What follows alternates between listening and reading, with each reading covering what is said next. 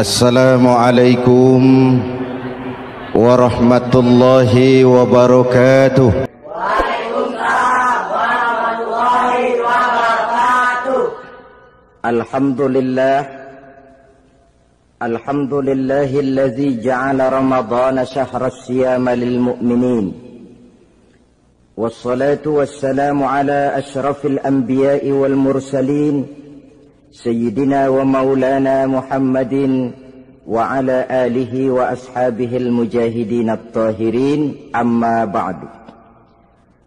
Ma'asyiral muslimin rahimakumullah. Dari jumlah 12 bulan yang ada dalam agama kita, yang dihitung sejak Muharram sampai dengan bulan Zulqa'dah, maka Ramadan mendapat gelar Sayyidus Syuhur. Sayyidus Syuhur artinya raja, penghulu atau tuan dari seluruh bulan. Apa sebabnya maka Ramadan ini dinamakan Sayyidus Syuhur? Sebab yang pertama, Ramadan dipilih oleh Allah menjadi bulan tempat di mana pertama kali diturunkan ayat-ayat suci Al-Quranul Karim. Allah tidak memilih Rabiul Awal, tidak Rajab, tidak pula Sya'ban misalnya, tetapi dipilihnya Ramadan untuk menjadi bulan di mana diturunkan ayat-ayat suci Al-Quranul Karim. Seperti yang dijelaskan dalam surah Al-Baqarah ayat 185, A'udzu billahi minasyaitonir rajim. Syahrul Ramadan allazi unzila fihi al-Qur'an hudan linnasi wa bayyinatin minal huda wal furqan. Bulan Ramadan, bulan di mana diturunkan di dalamnya Al-Qur'anul Karim yang merupakan petunjuk dan jalan menuju petunjuk bagi orang-orang yang beriman. Oleh sebab itu, salah satu bentuk ibadah yang sangat dianjurkan di bulan Ramadan diantaranya ialah memperbanyak membaca ayat-ayat suci Al-Quranul Karim. Yang kedua, Ramadan disebut Sayyidus Syuhur karena di dalamnya ada satu malam yang bobotnya khairun min alfi syahr. Satu malam tetapi lebih baik daripada 1000 bulan. Itu dinamakan dengan Lailatul Qadar. 1000 bulan kira-kira 83 tahun. Nilai ibadah di malam itu lebih baik daripada nilai ibadah 83 tahun. Padahal umur orang sekarang kan jarang yang sampai 83 tahun. Bagaimana ini harus kita pahami? Ma'asyiral muslimin, sejak kita akil balik sampai kepada usia kita yang sekarang ini, kalau kita mau jujur bercermin, rasanya kita harus mengakui banyak dosa dan kesalahan yang pernah kita kerjakan. Kalau kita berbuat dosa selama 40 tahun, kemudian kita bertaubat 20 tahun lamanya, kalau menurut rumus dagang, ini kan belum tertutup. Dosa 40 tahun ditebus dengan taubat 20 tahun. Tapi haruskah dosa tidak terampuni? Allah Subhanahu wa ta'ala Maha Penyayang. Disediakannya malam-malam yang istimewa, yang punya nilai khusus. Seolah-olah Allah berkata, hai manusia, kau tidak perlu putus asa.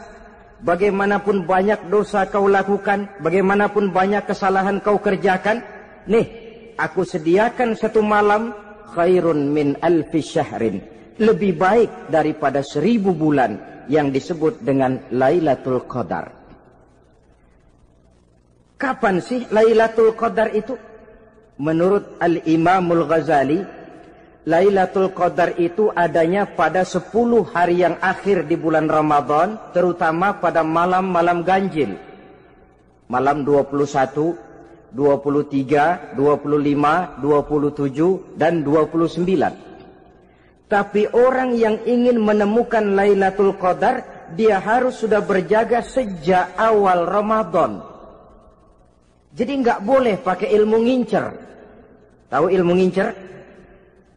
Tanggal 20 Ramadan nggak terawih, 21 terawih, 22 perek lagi, 23 masuk lagi, 24 nggak ke masjid. Temannya tanya, kenapa nggak ke masjid? Ini kan bukan malam ganjil, nggak turun Lailatul Qadar. Saya kira yang kayak begini dapatnya bukan Lailatul Qadar, boleh jadi Lailatul Qadar. Orang yang ingin menemukan Lailatul Qadar itu, dia harus berjaga-jaga sejak awal Ramadan. Inilah di antara tugas kita, memanfaatkan waktu-waktu yang punya nilai istimewa. Itu ada dalam agama. Dalam setiap minggu ada hari istimewa. Dalam setiap hari ada jam-jam istimewa. Dalam setiap tahun ada bulan istimewa. Coba, dalam setiap minggu ada hari istimewa, hari Jumat. Dalam setiap hari ada jam-jam istimewa, sepertiga malam yang terakhir. Antara jam 2 sampai menjelang fajar di kala subuh, itu saat-saat istimewa. Di samping saat istimewa, Allah pun menyediakan tempat-tempat yang istimewa. Solat di Masjidil Haram, pahalanya 100.000 kali ketimbang solat di masjid-masjid lain. Begitu di Masjid Nabawi misalnya, ini tempat yang istimewa. Lailatul Qadar, waktu yang istimewa yang diberikan kepada kita untuk kita manfaatkan dengan sebaik-baiknya. Toh dalam kehidupan bernegara saja misalnya, kan pada setiap tanggal 17 Agustus itu presiden memberikan grasi ampunan kepada para entah itu tahanan politik dan sebagainya. Ada yang mendapat potongan tahanan. Waktu-waktu yang istimewa. Inilah sebab kedua kenapa Ramadan dinamakan Sayyidus Syuhur. Sebab yang ketiga, Ramadan disebut Sayyidus Syuhur karena di dalamnya nilai kebajikan berlipat ganda adanya. Satu hadis menjelaskan, "Lau ta'lamu ummati ma fi Ramadan, latamannau an takuna as-sanatu kullaha Ramadan." Andai kata umatku tahu keistimewaan apa yang ada di dalam bulan suci Ramadan, niscaya mereka ingin agar sepanjang tahun isinya Ramadan saja. Apa sebabnya? Li'annal hasanata fihi mujtami'atun. Di dalam bulan Ramadan itu berkumpul segala macam kebajikan. Wa ta'atu maqbulatun. Segala perbuatan taat diterima oleh Allah. Wa da'awati mustajabatun. Segala macam doa dan permohonan dikabulkan oleh Allah.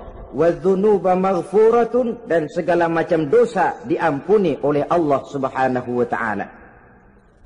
Berlipat gandanya nilai kebajikan yang kita kerjakan di bulan suci Ramadan.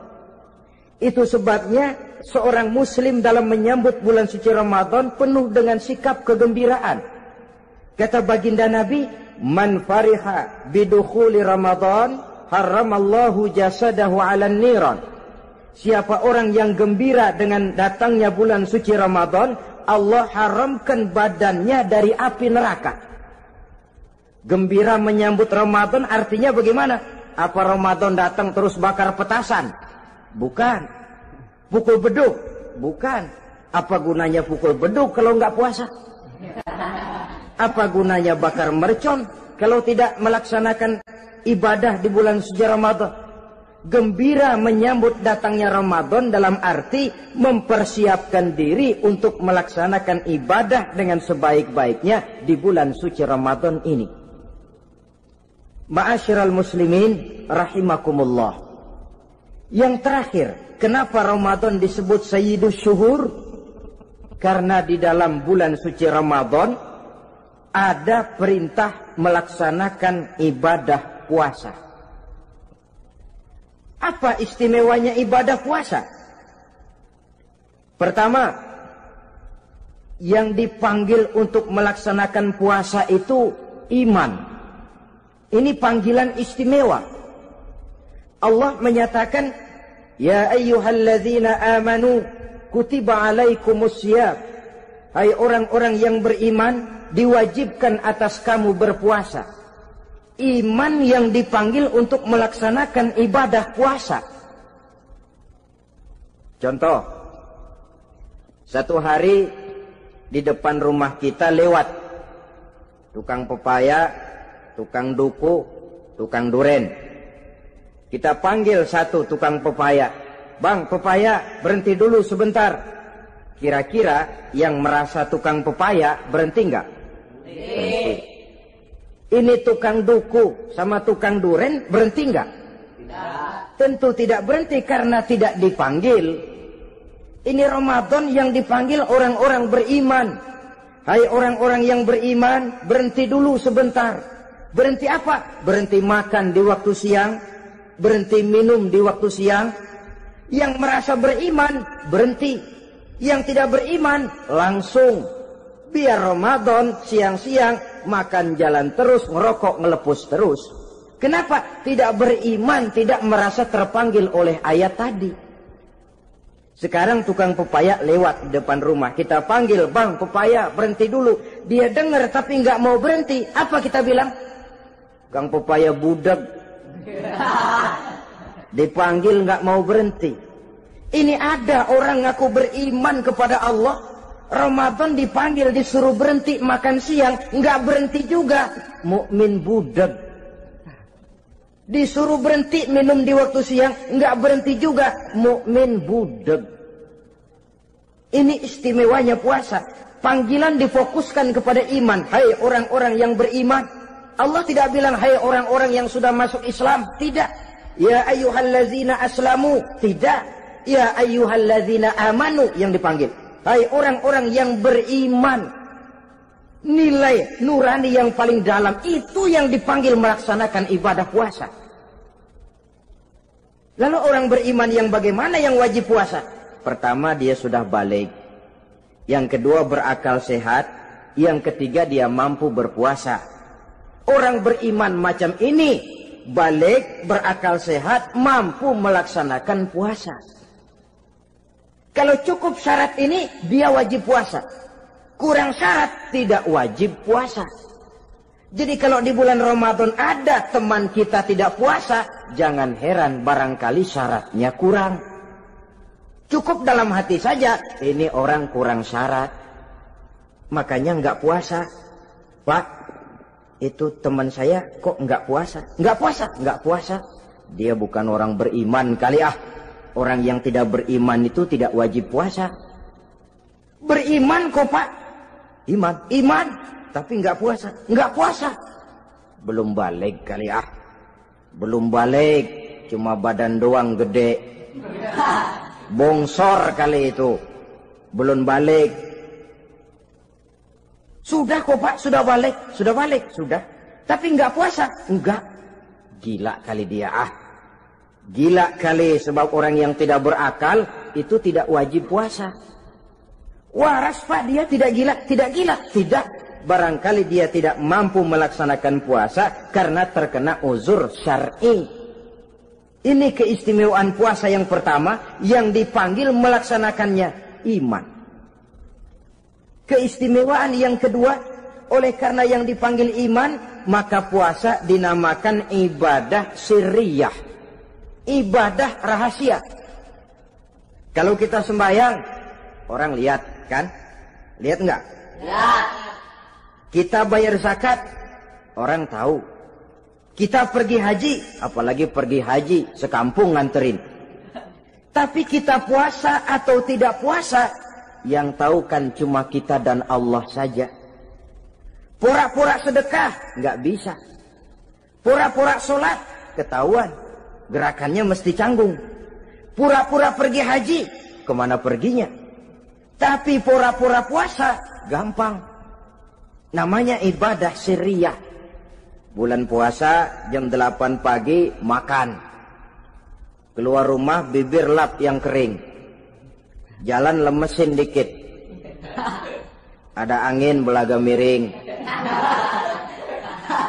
Temennya tanya, lu lemes amat, gue lagi puasa nih. Orang lain bisa dibohongi. Sebab puasa memang merupakan ibadah sirriyah yang tahu cuma kita dan Allah saja. Karena dia ibadah rahasia, puasa ini sulit terkena penyakit riya. Ibadah yang lain karena kelihatan orang, gampang kena penyakit riya, to show only. Sholat karena kelihatan orang, gampang kena penyakit riya. Karena saya jadi imam, misalnya di belakang saya lihat ada mertua, wah, saya bikinlah sembahyang saya mantap-mantap, pakai serban, pakai siwak, bahasanya saya paseh-pasehin kayak orang 16 tahun di Mekah. Wah, usolli warwal maghribi salasa raka'atin Allahu Akbar. Surahnya saya cari yang panjang-panjang, paling pendek sabbihis sama wadduha. Akibat apa itu?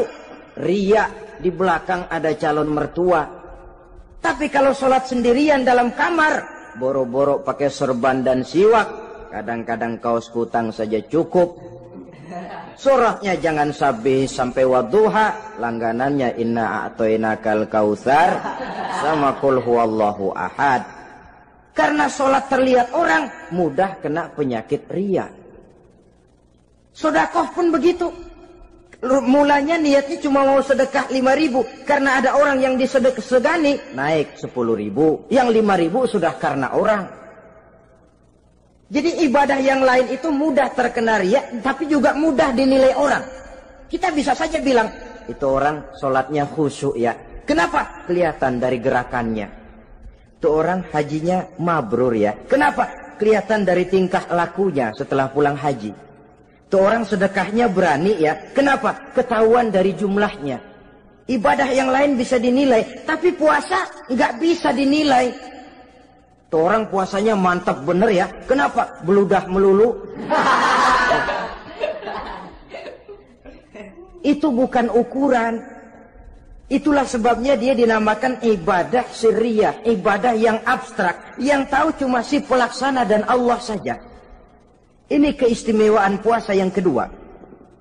Yang ketiga, saudara-saudara, kalau ibadah-ibadah yang lain, ganjaran pahalanya itu dijelaskan oleh Allah. Sedekah kalau ikhlas pahalanya begini. Haji kalau mabrur pahalanya ini.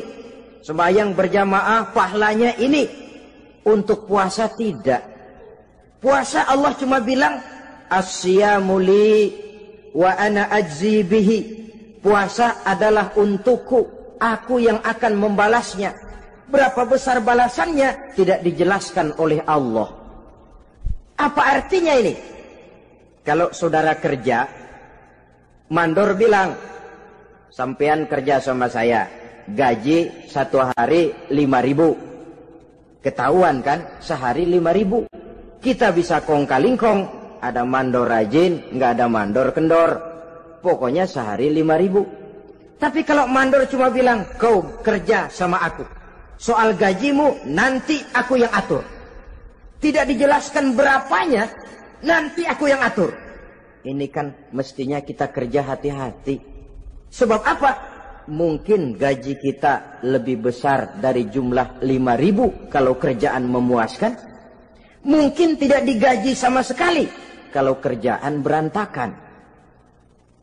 Tidak dijelaskannya pahala puasa menjadi sugesti bagi kita untuk melaksanakan ibadah ini dengan sebaik-baiknya.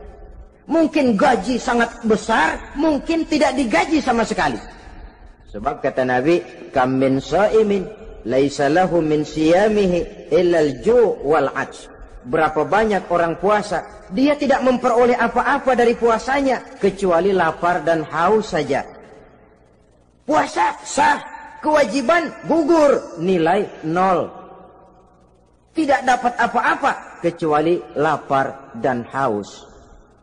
Jadi inilah keistimewaan daripada ibadah puasa. Saudara hadirin yang saya hormati, kemudian apa sih perlunya kita melaksanakan ibadah puasa ini? namanya syahwat. Kalau itu kita kendalikan, maka langkah hidup ini akan menjadi lurus karenanya. Benar kalau Nabi menyatakan, "Iza jaa Ramadan, futihat abwabus sama, wa ghulliqat abwabun nar, wa sufsidatis sayatin." Apabila datang bulan suci Ramadan, dibuka pintu langit, dibuka pintu surga, ditutup pintu neraka, dan diikat setan-setan itu. Siapa yang ikat setan? Puasa kita. Dengan puasa kita mengendalikan nafsu. Kalau nafsu kita kendalikan, setan nggak berkutik. Jadi yang mengendalikan nafsu itu nilai puasa. Nafsu terkendali, setan terikat. Kalau puasa, kalau nggak puasa, setannya ngebludak. Jadi jangan digambarkan, wah kalau bulan puasa setan dirantai. Rantainya kayak apa? Yang rantai siapa?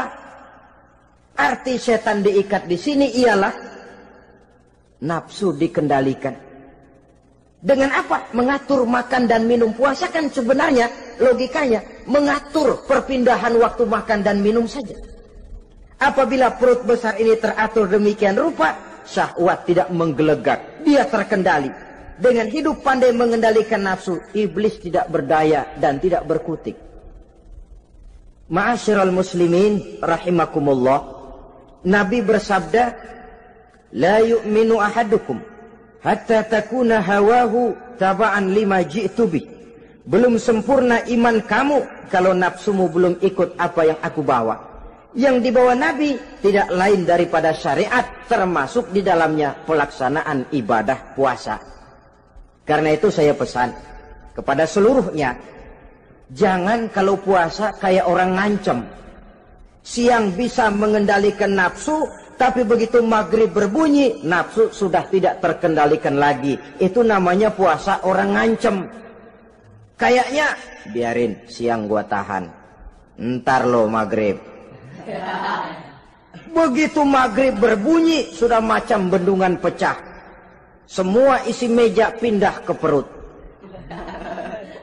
Akhirnya, kalau siang dia setengah mati kelaparan, habis buka setengah mati kekenyangan. Dua-duanya jelek. Kalau sudah kekenyangan, yang enak kan ngukur balik. Tidur. Maghrib liwat, isya out, tarawih boten. Temennya nyamper ke masjid yuk, tarawih duluan deh, gua kenyang bener nih. Kenyang. Berbuka itu yang bagus pakai etik ya. Etika buka itu. Maghrib berbunyi, cukup seteguk air, 3 butir korma atau sepotong kue. Sholat maghrib. Selesai sholat maghrib, masuk ronde kedua. Waktunya agak panjang. Makan ala qadarnya. Selesai makan, berangkat ke masjid, isya, tarawih. Pulang tarawih, masuk ronde ketiga. Waktunya panjang. Mau habis-habisan juga nggak apa-apa. Tapi kalau begitu maghrib berbunyi langsung dipukul 1 ronde, kita yang rubuh. Kekenyangan. Waktu siang dia sanggup mengendalikan nafsu. Tapi begitu maghrib berbunyi, nafsu sudah tidak terkendali lagi. Asar pengaruh puasa tidak akan membekas dalam jiwanya. Siang jelas puasa, nggak boleh ngerokok. Begitu maghrib sampai imsak kayak lokomotif. Kelebul, nggak berhenti-berhenti. Tidak lagi sanggup mengendalikan diri. Mumpung boleh katanya. Sampai pernah kejadian ada orang bangun sahur kesiangan. Bingung dia, waktunya tinggal dikit. Mau sahur dulu nggak keburu ngerokok, mau ngerokok dulu takut nggak keburu sahur. Akhirnya bareng. Sebelah nyuap nasi, sebelah ngerokok. Itu macam mana rasanya kalau sudah kayak begitu. Padahal pengaruh daripada melaksanakan puasa akan terlihat dari sejauh mana seseorang dalam hidup mampu mengendalikan nafsu. Bukan pada waktu memang dilarang, tapi pada waktu diizinkan. Di situ yang paling kelihatan. Kalau waktu siang saudara mampu mengendalikan nafsu, itu jelas saja memang seharusnya wong puasa. malam dalam keadaan makan boleh, minum boleh, masih mampu mengendalikan nafsu, dalam arti makan dan minum pada batas yang wajar saja. Itulah yang dikehendaki dari melaksanakan ibadah puasa. Sehingga ibadah itu membekas dan ikut membentuk kepribadian orang. Sekali lagi, jangan cuma waktu siang saja bisa mengendalikan nafsu. Di waktu malam pun dalam kondisi yang memang dihalalkan, kita juga hendaknya mampu mengendalikan nafsu. Jadi inilah perlunya puasa yang pertama, supaya kita bisa mengendalikan nafsu. Yang kedua, puasa itu melatih kita hidup sederhana. Orang sufi mengajarkan, orang yang paling kaya ini sebenarnya orang yang hidupnya paling cukup. Sedangkan orang miskin adalah orang yang kebutuhannya kelewat banyak.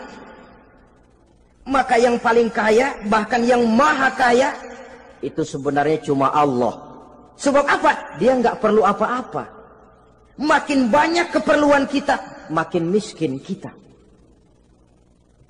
Coba orang puasa lihat. Kalau sudah jam 2, jam 3, itulah barangkali memang termasuk godaannya dalam melaksanakan ibadah puasa.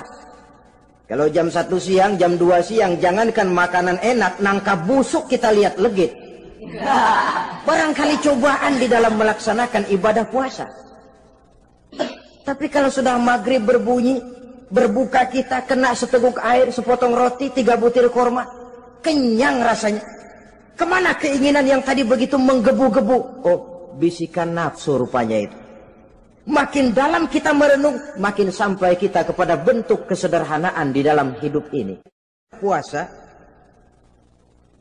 membentuk pribadi seorang muslim untuk jauh daripada sifat tamak bin rakus alias rakah. Tamak itu berasal dari kalimat toma dalam bahasa Arab yang sifatnya sudah terukir dari hurufnya. Huruf to, tengahnya bolong. Huruf mim, tengahnya bolong. Huruf ain, mulutnya mangap, perutnya gede. Jadi orang tamak macam itulah. Apapun yang diberikan Allah tidak pernah ada cukupnya dan tidak pernah ada syukurnya. Sehingga Nabi menjelaskan, lau anna libni Adam wadiyani min zahabin labtagha lahuma thalisan wala yamla'u jawfa ibna Adam illa turab. Andai kata manusia mempunyai 2 buah ladang yang seluruhnya emas, tidak usah kepalang tanggung, ladang emas, 2 ladang semuanya ladang emas, dia tidak akan puas, dia akan mencari lagi ladang yang ketiga. Wala yamla'u jawfa ibna Adam illa turab. Mulut manusia ini memang tidak akan pernah penuh kecuali kalau sudah diisi dengan tanah.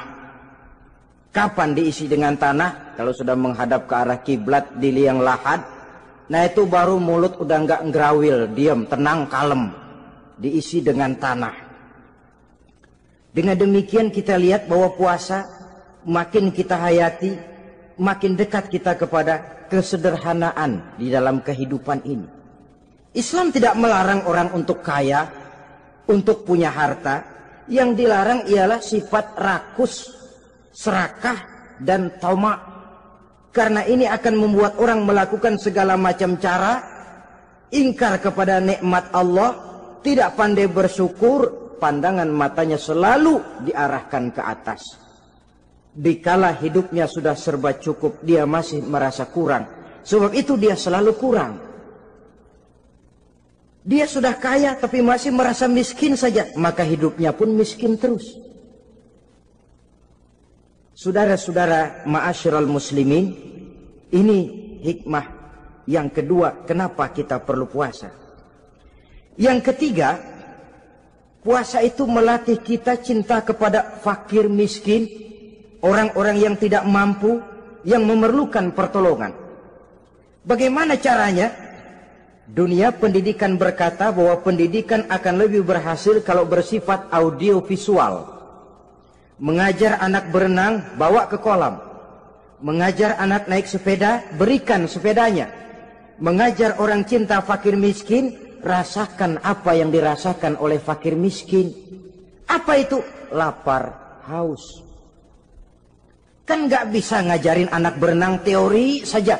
Ke kolam nggak pernah. Teori hafal luar kepala. Gaya dada begini, gaya 200 meter begini, gaya kupu-kupu begini, gaya bebas begini. Teori hafal, ke kolam nggak pernah. Sekali terjun, gaya batu. Sudah nggak timbul-timbul lagi. Nggak bisa ngajar anak naik sepeda cuma teori saja. Sepedanya tidak pernah diberikan. Hafal teori, bab 1 pegang setang. Bab 2 dorong. Bab 3 kaki kanan naik pedal kanan. Bab 4 genjot. Hafal teori, megang sepeda nggak pernah. Begitu dikasih sepeda dia naik, habis tukang bakso. Pun mendidik orang cinta kepada fakir miskin tidak bisa cuma lewat seminar, kongres, penataran, indoktrinasi. Diadakan simposium, seminar, diskusi supaya orang cinta kepada fakir miskin, tapi yang bicara orang kenyang semua. Bagaimana hati ini mau peka? Islam itu nggak usah banyak teori lah. Rasakan saja lapar, haus, enak nggak? Kalau kau tahu lapar dan haus tidak enak, kau lapar haus cuma sebentar. Habis maghrib, laparmu hilang, hausmu hilang. Bagaimana saudara-saudaramu muslimin yang terkapar di kolong-kolong jembatan? Yatim piatu yang hidup terlunta-lunta. Perempuan-perempuan tua hidup miskin, anak pun banyak perlu uluran tangan. Lapangan kerja sulit, persaingan hidup makin tajam. Meringkuk mereka di sudut-sudut kehidupan. Beratap langit, beralas bumi, tanpa tahu kapan hidup dan nasibnya akan berubah. Di situ pekalah hati untuk hidup tidak cuma buat kepentingan diri dan perut sendiri saja, tapi mampu memberikan pertolongan sesuai dengan kemampuan kepada mereka yang memang memerlukan. Sebuah hadis menyatakan, irhamu ahlal ardi yarhamkum man fis sama. Sayangilah apa yang ada di permukaan bumi, nanti yang di langit akan sayang kepadamu. Si kaya sayang kepada yang miskin lalu menolongnya. Yang alim sayang kepada yang awam lalu membimbingnya. Yang pemimpin sayang kepada rakyat lalu melindunginya. Yang di langit akan sayang kepada kita, akan turun rahmah berlimpah, akan tercipta keberkahan dan ketenangan dalam hidup.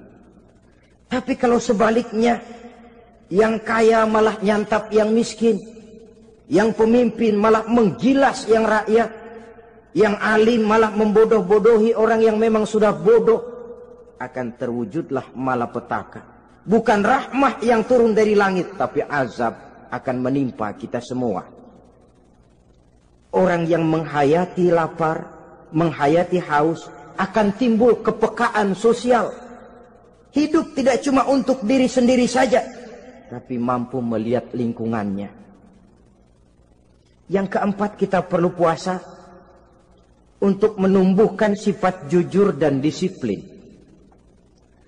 Coba lihat, kalau tengah hari bulan puasa, andai kata saudara masuk ke dalam kamar seorang diri, saudara kunci dari luar, lalu saudara makan, tidak seorang pun tahu. Tapi kenapa itu tidak kita lakukan? Ada semacam perasaan malu. Malu kepada Allah. Iya, orang lain tidak tahu. Iya, manusia bisa saya bohongi, tapi Allah. Atau umpamanya waktu sholat zuhur, saudara sholat zuhur di masjid, umpama ketika ngambil air wudhu, giliran ke kemur, saudara korupsi dikit aja, telan. Yang Nabi sumu tasihhu, berpuasalah kamu, badanmu akan sehat. Sebab apa? Saya katakan tadi, semua energi dihasilkan dari perut besar sini.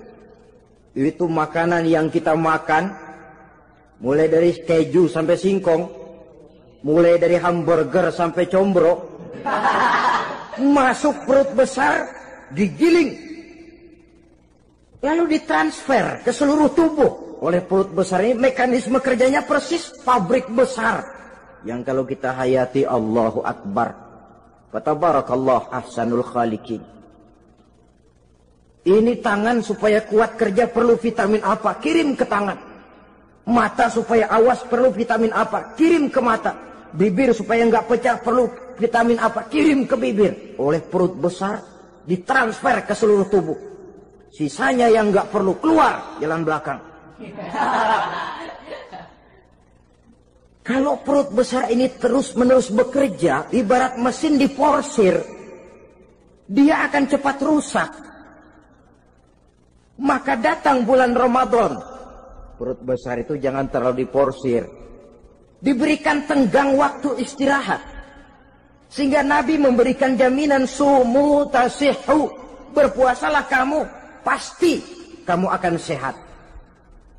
Buktinya, orang mati kelaparan banyak, tapi yang mati karena puasa, kalau puasanya betul, nggak ada. Maka Islam itu agama yang sesuai dengan fitrah ya. Buktinya apa? Puasa wisol itu bukan saja tidak boleh, tapi haram. Puasa wisol artinya puasa nyambung. Dari pagi sampai maghrib, sampai malam, sampai besok pagi lagi terus-terusan puasa, haram. Karena itu bertentangan dengan fitrah. Islam tidak cukup dari waktu imsak sampai datang waktu maghrib. Kenapa? Menurut perhitungan itu sesuai dengan daya kemampuan maksimal manusia. Sudah diukur itu. Allah yang bikin manusia kok. Jadi kalau Allah perintah puasa, itu sudah dalam kemampuan daya tampung dari kapasitas yang dimiliki manusia.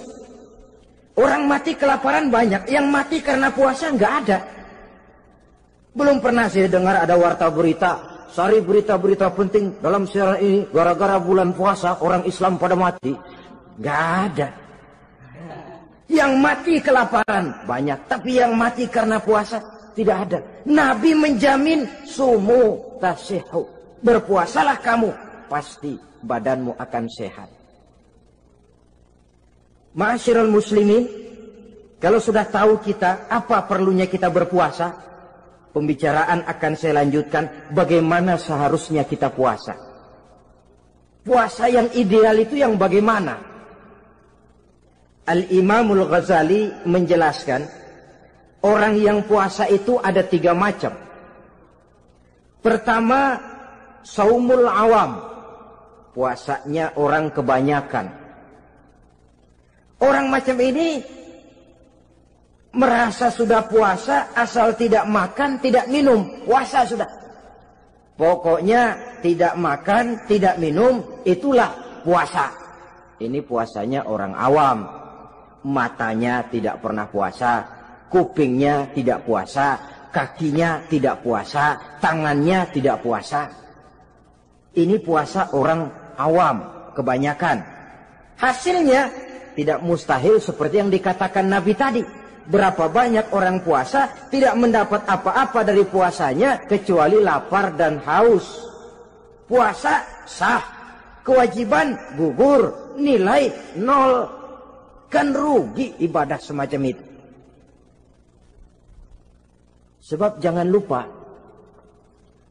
yang membatalkan itu kan 2. Ada yang membatalkan pahala puasa, ada yang membatalkan puasa.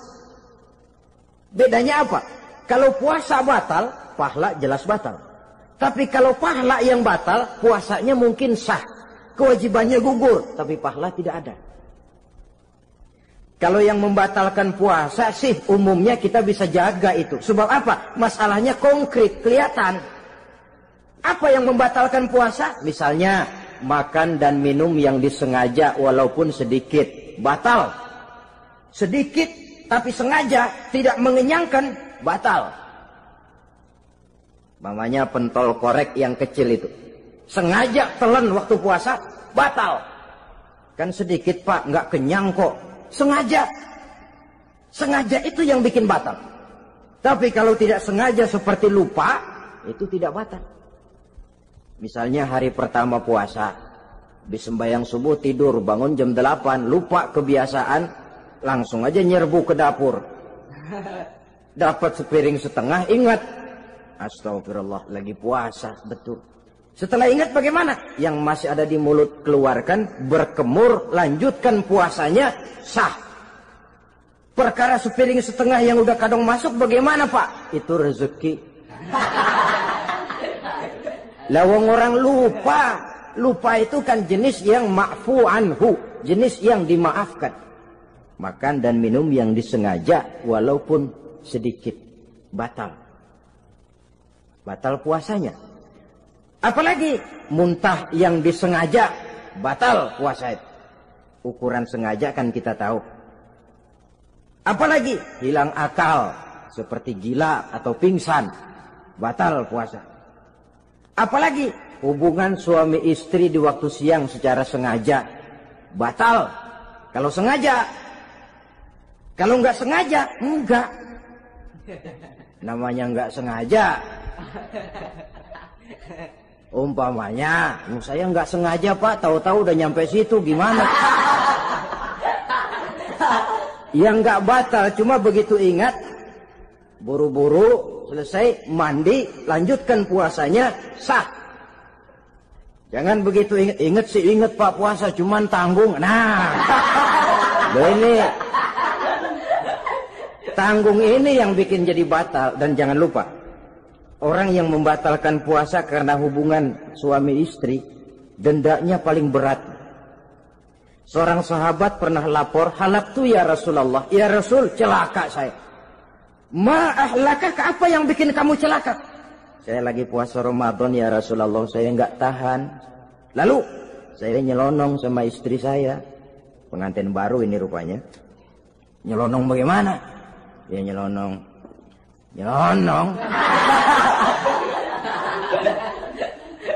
Melanggar dia, tapi jujur. Lapor. Kata Rasul, ya sudah, bayar dendanya. Dendanya apa ya Rasulullah? Bebaskan budak. Aduh, saya nggak punya budak ya Rasulullah. Tidak punya. Tidak punya. Puasa 2 bulan berturut-turut. Tidak boleh diselang-seling. Syahraini mutatabi'aini. 2 bulan berturut-turut. Tidak boleh diselang-seling. Gimana? Sanggup puasa 2 bulan berturut-turut? Enggak kuat ya Rasulullah. Enggak kuat? Enggak kuat. Ramadan yang sebulan aja saya nyelonong. Apalagi 2 bulan. Kalau kau tidak kuat juga, beri makan 60 fakir miskin. 1 orang 1 mod. Ya Rasulullah. Apalagi? Jangan memberi makan 60 fakir miskin. Orang istri saya di rumah sehari masak, 3 hari libur. Saya orang susah ya Rasulullah. Saya pikir lagian ya orang kebangetan juga. Sudah melarat sama larangan berani. Rasul masuk ke dalam kamar, keluar kembali bawa sekeranjang kecil kurma. Kalau kau tidak punya apa-apa, bawa pulang ini. Sedekahkan kepada orang-orang miskin di kampungmu sebagai pembayar dendamu. Ya Rasulullah. Apalagi? Di kampung saya itu yang paling miskin saya. Waduh, rusak bener ini orang. Apa marah Rasul? Beliau malah senyum. Ya sudah, kalau memang yang paling miskin kamu, bawa pulang saja itu kurma, beri makan anak istrimu di rumah. Orang ini udah melanggar larangan, dapat kurma lagi. Yang kedua, watak hukum Islam itu elastis, fleksibel, tidak kaku. Tidak kalau sudah begitu ya mesti begitu, itu tidak. Yang sering kaku kan kitanya umat Islam di dalam memahami Islam. Saudara hadirin yang saya hormati, yang tidak boleh itu pun di waktu siang.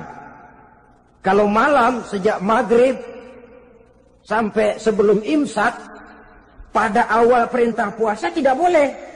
Tapi ternyata banyak juga yang nyerempet-nyerempet. Sampai Allah turunkan, uhilla lakum lailatas siyami arrafasu ila nisaikum. Dihalalkan bagi kamu pada malam puasa bergaul dengan istrimu. Jadi barangkali di antara pendengar ini ada yang pengantin baru, tolong sabarlah di waktu siang. Tunggu maghrib berbunyi. Kalau sudah maghrib habis buka, mau buka lagi juga nggak apa-apa.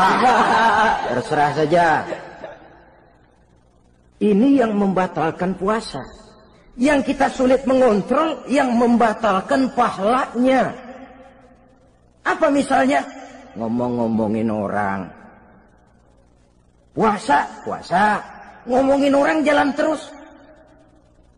Itu ya tetangga kita. Kenapa emang? Oh, anu. Kita sih bukan ngomongin orang ini. Bukan ngomongin orang katanya. Ngomongin tuyul. Anu. Bohong. Orang puasa bohong apa puasanya batal? Tidak. Puasanya sah. Yang batal mungkin pahalanya. Saudara-saudara ma'asyiral muslimin rahimakumullah. Mata, terutama di kota-kota besar, menjaga mata ini kadang-kadang kita nggak pengen lihat tapi kelihatan. Sebab itu memang yang tidak boleh ngeliatin. Kalau kelihatan lain, kelihatan itu kan rezeki. Orang kita nggak mau tapi kelihatan. Yang kelihatan itu sebentar. Kata Imam Ali, nazaratul ula laka wa tsaniyatu alaika. Pandangan pertama untukmu, yang kedua atasmu. Jadi begitu kelihatan, ya sudah. Jangan kelihatan tapi manteng aja enggak mau. Nah, ini mantengnya ini yang jadi urusan. Saudara hadirin yang saya hormati, dengan kata lain, berusahalah kita untuk puasa zahir batin. Itu yang pertama tadi. Puasa tingkatnya orang saumul awam disebut. Tingkat yang kedua, saumul khawas. Puasanya orang khusus. Bagaimana ini? Di samping tidak makan dan tidak minum, panca inderanya sudah ikut puasa. Matanya puasa. Kupingnya puasa. Asal ada diajak ngomong-ngomongin orang, maaf ya, kuping saya lagi puasa. Kakinya puasa, diajak jalan ke tempat yang tidak baik, dia bilang, maaf saja, kaki saya lagi puasa. Diajak nyolong, maaf, tangan saya lagi puasa. Tidak cuma sekedar tidak makan dan tidak minum, panca inderanya sudah ikut puasa. Sekurang-kurangnya, seperti inilah puasa kita. Zahir, batin. Nah, yang tertinggi disebut saumu khawasil khawas. Puasa orang khusus yang lebih khusus lagi. Ini sudah the first class ini. Puasanya orang VIP. Bagaimana puasanya orang ini? Di samping tidak makan dan tidak minum, puasa panca inderanya, hatinya juga sudah ikut puasa dari seluruh keinginan yang selain Allah. Wah, ini kelas tinggi. Orang yang puasa macam ini, andai kata jam 3 sore dia berpikir, ntar sore buka pakai apa ya? Dia menganggap batal pahalanya. Kenapa? Masih mikirin makanan. Kalau kita kan bukan cuma mikirin, ngancem. Waduh, jam 5 di meja udah berderek es kopior, kelapa muda, cendol. Apa yang mau diminum lebih dulu? Tingkat yang tertinggi ini, hatinya juga puasa dari semua keinginan yang selain Allah. Idealnya sekurang-kurangnya kita puasa zahir batin. Zahirnya menahan diri dari yang membatalkan puasa, batinnya mencegah diri dari yang membatalkan pahala puasa kita itu. Ma'asyiral muslimin rahimakumullah. Terakhir, Rasulullah sallallahu alaihi wasallam membagi bulan Ramadan itu menjadi 3 bagian. Sepertiga yang pertama, tanggal 1 sampai 10 Ramadan, masa turunnya rahmah. Turunnya kasih sayang Allah. Kalau istilah sepak bola, tanggal 1 sampai 10 Ramadan ini disebut babak semifinal. Babak penyisihan. Sepak bola itu kalau baru tingkat babak penyisihan, pesertanya banyak. Seluruh kesebelasan turun bertanding. Babak penyisihan. Ramadan tanggal 1 sampai 10, babak penyisihan. Putaran pertama. Pasaran puasa rame. Masjid musola full house. Meledak, tidak sanggup menampung jamaah yang tarawih itu. Yang tadarus meriah. Kenapa? Maklum babak penyisihan, seluruh kesebelasan turun bertanding. Tanggal 1 sampai tanggal 10 Ramadan. Bila itu selesai, selesailah putaran pertama. Masuk putaran kedua, sepertiga yang kedua, tanggal 10 sampai 20 Ramadan, masa maghfirah, masa turunnya ampunan dari Allah. Masuk babak semifinal. Sepak bola itu kalau sudah babak semifinal, itu kan sudah banyak kesebelasan yang masuk kotak. Maka 10 Ramadan ke atas, pasaran puasa mulai menurun. Yang enggak puasa mulai nekat. Yang tadarus sudah mulai sayup-sayup sampai.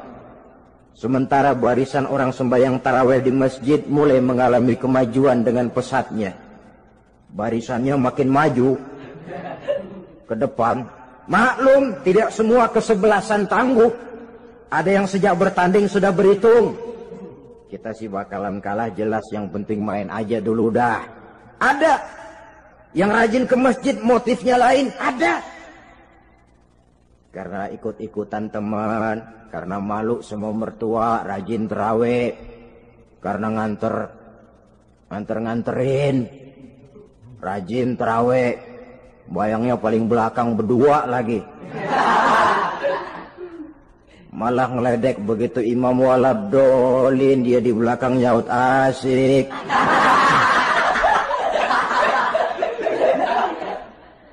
Yang kayak begini ini sudah nggak bakal tahan lama, akan gugur di babak semifinal. Puncaknya putaran terakhir tanggal 20 sampai akhir Ramadan, masa itkun minan nar, masa pembebasan dari api neraka, masuk babak final. Kalau sudah babak final, ya pesertanya nggak banyak sudah. Ramadan tanggal 20 ke atas babak final, pesertanya nggak banyak. Sebab apa? 20 Ramadan ke atas pikiran orang sudah bercabang itu. Yang punya kampung sudah siap-siap mau pulang mudik, lebaran di buah kampung, puasa ke enggak, yang penting pokoknya lebaran. Yang pegawai negeri gajinya kecil, anaknya banyak, palanya ngebet.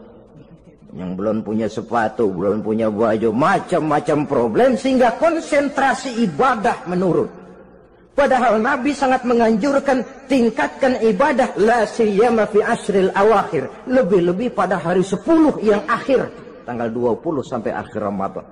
Di situ dianjurkan memperbanyak ibadah, i'tikaf, tarawih, tadarus Quran, bersedekah, amalan-amalan sunnah yang sangat dianjurkan di bulan suci Ramadan ini. Nah, mereka yang keluar sebagai finalis Ramadan, Allah Subhanahu wa ta'ala berkenan memberikan piagam penghargaan. Di atas piagam itu tertulis dengan nyata, ghufira lahu ma taqaddama min zambihi. Pemegang piagam ini dinyatakan keluar sebagai finalis Ramadan. Kepadanya diberikan penghargaan dengan jaminan ampun terhadap seluruh dosa yang pernah dia kerjakan. Sehingga dia keluar Ramadan, masuk 1 Syawal, seperti bayi baru dilahirkan oleh ibunya. Bersih tanpa dosa, karena sudah dibersihkan oleh ibadah Ramadan. Sehingga masuk Syawal, dia rayakan Idul Fitri, dia pantas mengucapkan minal aidin wal faizin. Minal aidin artinya, semoga kita termasuk orang yang kembali. Kembali kemana? Kembali kepada fitrah. Seperti bayi baru dilahirkan oleh ibunya. Tidak punya dosa kepada Allah, karena sudah dibersihkan oleh ibadah Ramadan. Ini orang yang finalis. Puasanya betul, tarawihnya betul, pantas mengucapkan minal aidin. Dan kalau tarawih cuma 2 malam, puasa 3 hari. Lebaran paling rajin, mas minal aidin ya, minal aidin. Nggak tahu diri lu. Minal aidin dari mana? Saudara hadirin, dosa kepada Allah bersih oleh ibadah Ramadan. Tinggal dosa kepada sesama manusia, berhalal bihalal di hari raya Idul Fitri. Nah, inilah pembicaraan kita pada pertemuan kali ini, dengan harapan mudah-mudahan ibadah kita diterima Allah, kita keluar sebagai finalis yang pada akhirnya masuk ke dalam kelompok minal aidin wal faizin, orang yang kembali suci kepada fitrah dan orang yang beruntung. Dengan semangat inilah kita rayakan Idul Fitri, hari raya kembali kepada fitrah. Assalamualaikum warahmatullahi wabarakatuh.